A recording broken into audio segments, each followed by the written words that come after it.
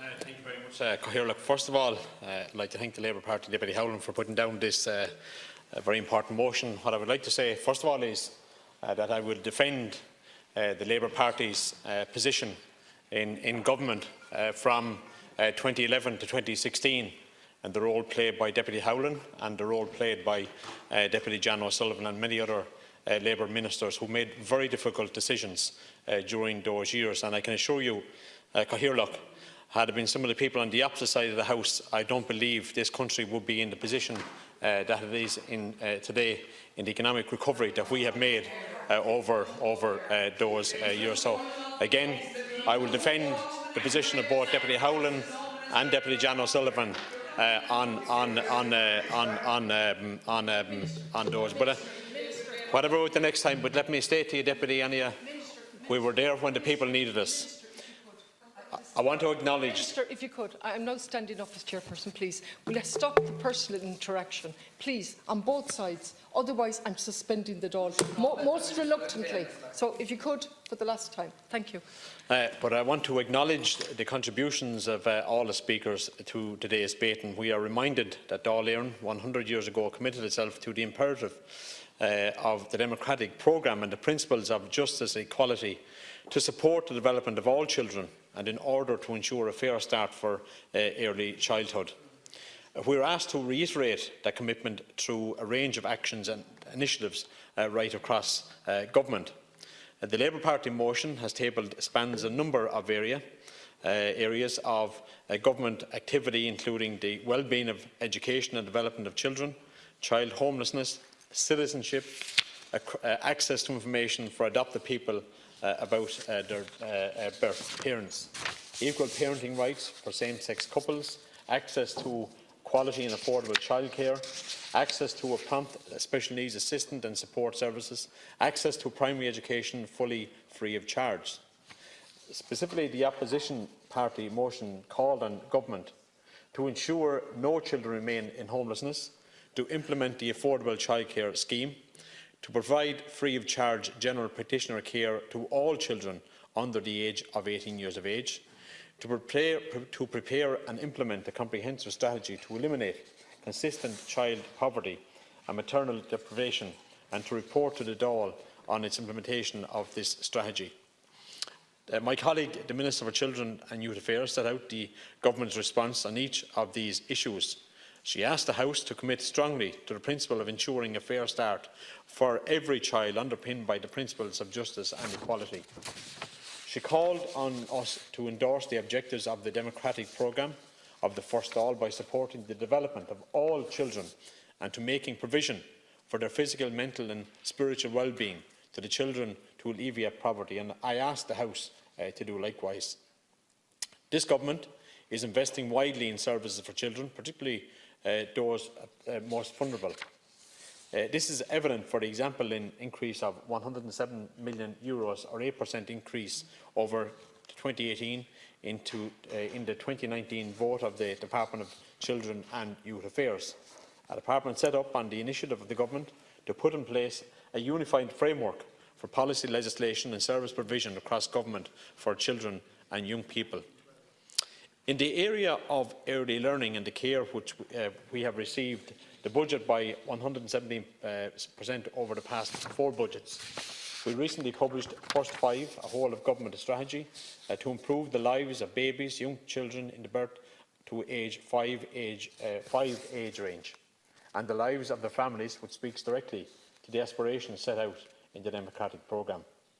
We have committed to the introduction of the affordable childcare scheme as soon as the scheme's regulatory, administrative and information and communication technology infrastructure is in place, namely in October 2019. We are also committed to the establishment of a statutory scheme to facilitate all children who have been adopted to access information about their birth parents to the greatest extent possible. Minister Catherine-Sabone reiterated, as do I, the need for a continued focus on reducing the rate of child poverty through a coordinated approach by the government's departments to the Better Outcomes, Brighter Futures implementation infrastructure. This forms part of the overall work being coordinated by the Minister for Children and Youth Affairs through the Better Outcomes, Brighter Future process. The Government is already committed to reporting on a regular basis on the efforts being made across government to tackle child poverty, based on the 6 priority actions contained in the whole of government paper tackling child poverty, published by the Department of Employment Affairs and Social Protection in 2017. We are also committed to reporting on the forthcoming poverty and social inclusion strategy, which will be implemented by the Minister for Employment Affairs and Social Protection. The Civil Registration Bill 2019 makes technical amendments that will facilitate the commencement of existing legislation to allow both partners in the same-sex female relationship who have been through a donor-assisted birth process. We have their details shown on the birth certificates.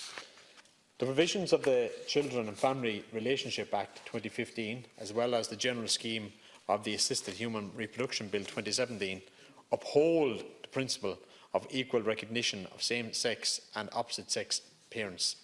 Amendments were approved by Government to the Adoptive Leave Bill Act 1995 and will be included alongside the legislative provisions to introduce a new paid parental leave scheme, which was announced as part of Budget 2019.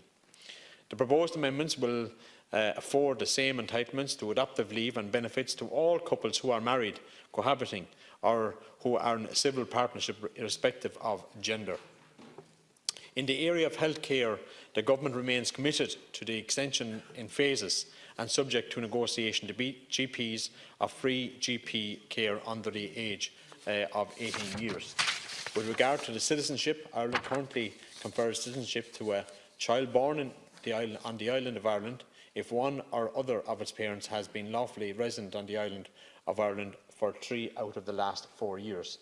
We generally have less onerous requirements for the acquisition of citizenship who compared to our fellow EU member states. In the area of disability, the Disability Act 2005 provides that any child suspected of having a disability and born on or after June 1st, 2002 is entitled to an assessment of need to be conducted within a specific time frame. Timely access to assessments and services for children with additional needs is of the utmost importance. The HSE have a number of initiatives in place to improve services to these children. Budget 2019 provides for 100 additional posts specifically to improve the access to assessment of need and insurance therapies.